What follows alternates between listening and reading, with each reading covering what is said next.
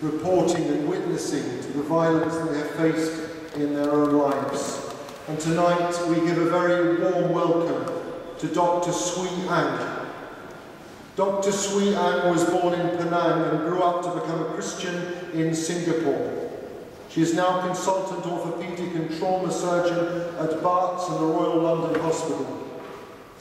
Shocked by the suffering of war victims in Lebanon in 1982, Swee volunteered her service to them. She witnessed and survived the Sabra and Shatila massacre that year. From that point began 28 years of involvement with the Palestinians, first in Lebanon and then in Gaza. She is a founding member of the Patron of Medical Aid for Palestinians. Dr. Swee talks from first-hand experience of her knowledge of the suffering of the Palestinian people. When I first heard about Dr. Swee, it was after she had just spoken at Greenbelt last year, and all who had heard her speak were incredibly moved by what she said. Today, we are very privileged to welcome her here to St. Martin in the Fields. Dr. Swee, thank you for joining us.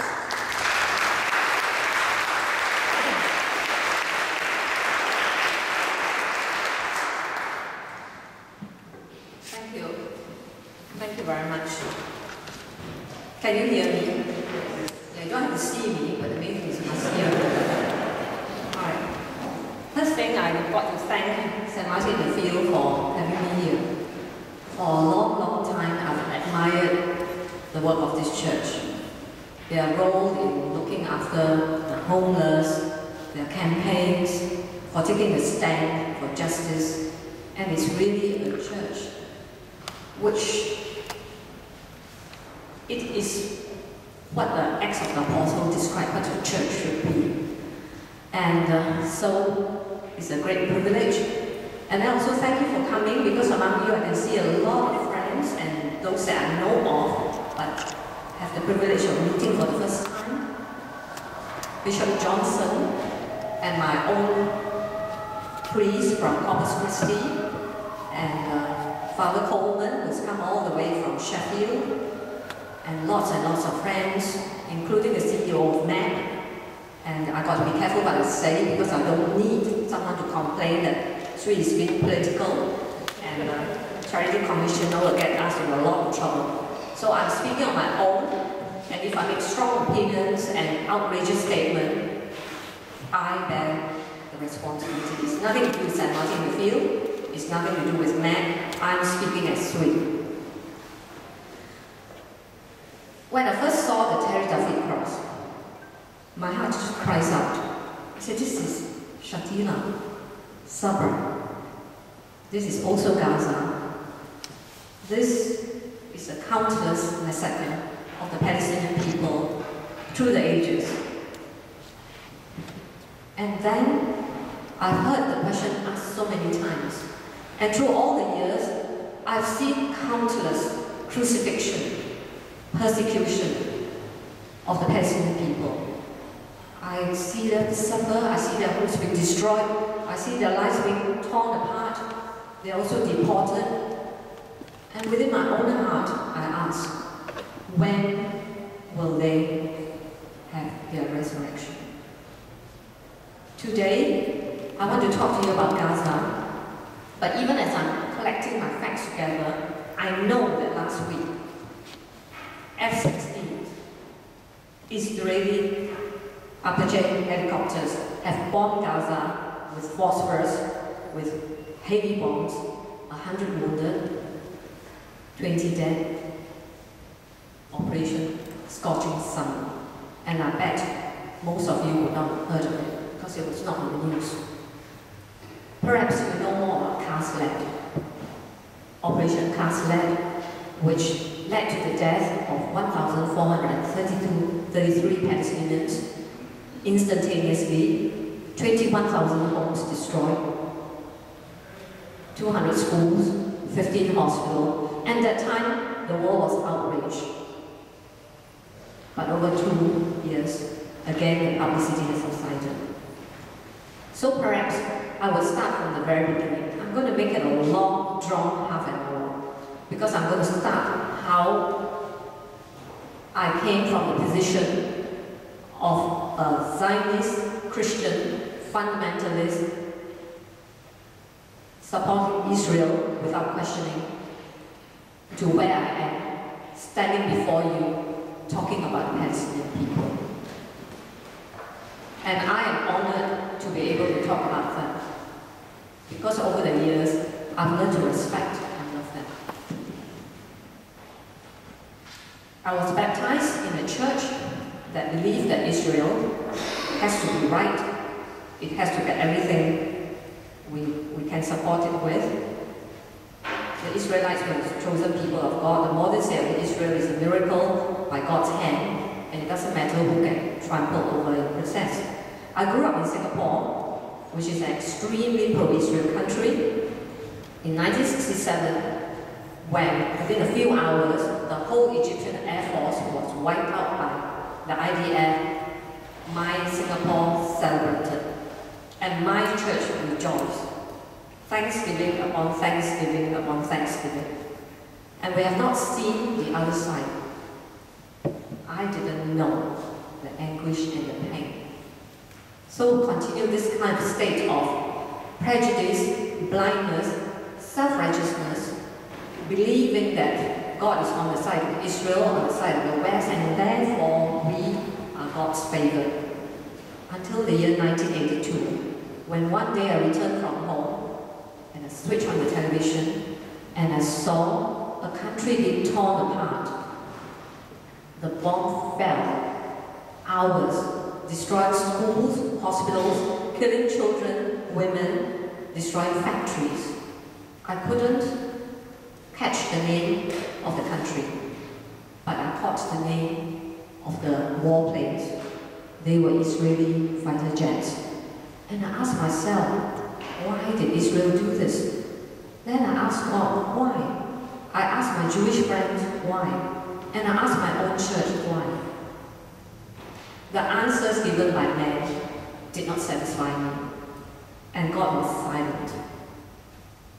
And one day, I was reading the Bible, and I came across Paul's letter to the Corinthians. And it said, even though I have the wisdom of angels, and is able to prophesy, and speak in tongues, if I have not love, I'm nothing. And he went on to the famous passage, which you read at all weddings.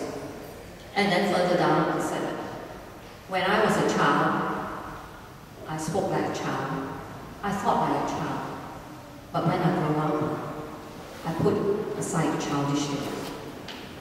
Now, I see through a mirror darkly, but one day, I will be known even as I'm known.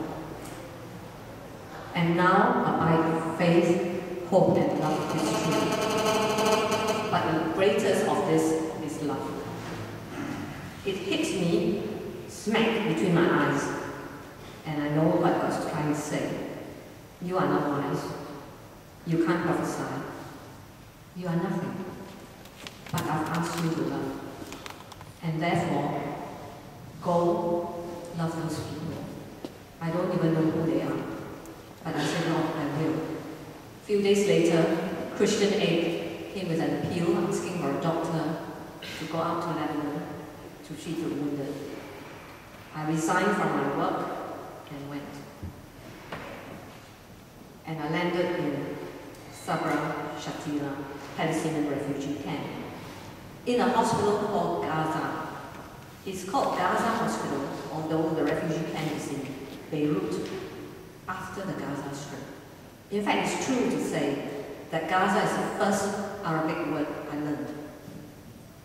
Gaza Hospital was tall, and from the windows, I could see those families that had been bombed for the last 10 weeks with their wounded, and children were often coming back to live in a bomb debris because they had been blasted for 10 weeks, and that's now the ceasefire.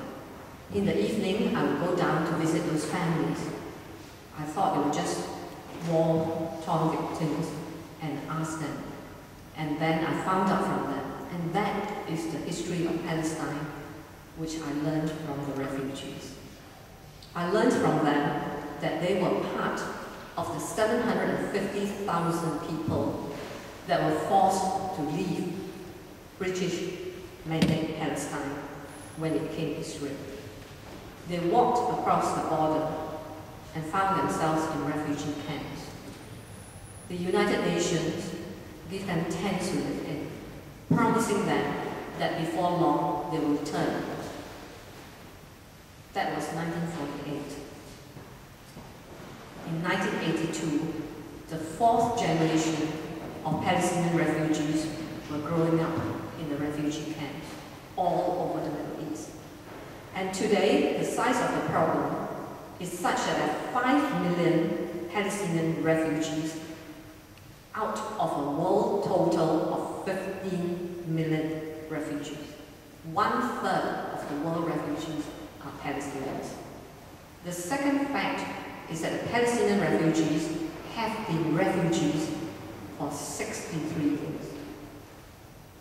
Other refugees flee, they sought refuge, and when peace returned to the country, they returned.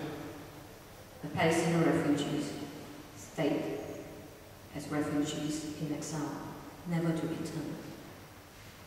In these refugee camps, I learned how the children grew up.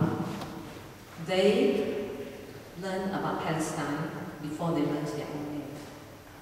They were so passionate about the country.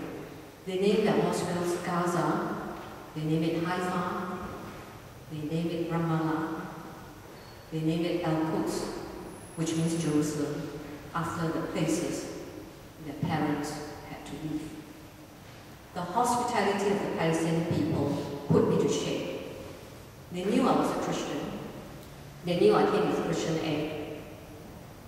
They knew the Christians supported Israel.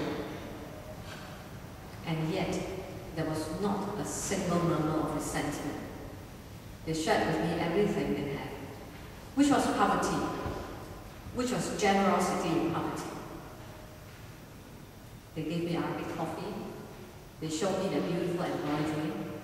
They gave me pictures of their homeland in Palestine. So these 3 weeks following my landing in Beirut taught me so much. And then, of course, 3 weeks later, Israeli tanks rolled into Beirut, surrounded the refugee camp, sealed it completely, and sent in a group of Christians to massacre the camp. 3,000 people were killed. The world called it the Sabra and Shatila massacre. So that was how I met the Palestinians, through their death. So, after that, I came back to this country, and we started MAP, amidst a lot of hostility, because nobody wanted anything to do with Palestinians.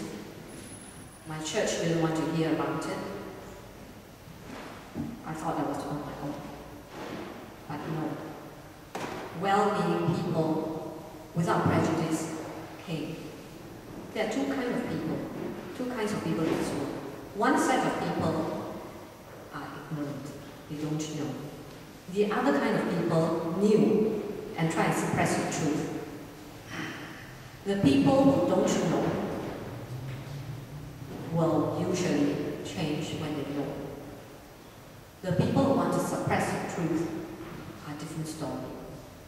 But MAC has got enough supporters from those who learned about the Palestinians, who wanted to help them despite the controversy and the politics. So then began many years of toing and froing in Lebanon, building up our medical programs, helping the Palestinians survive, helping them to rebuild their hospitals, helping them train their doctors and nurses, and looking after the wounded.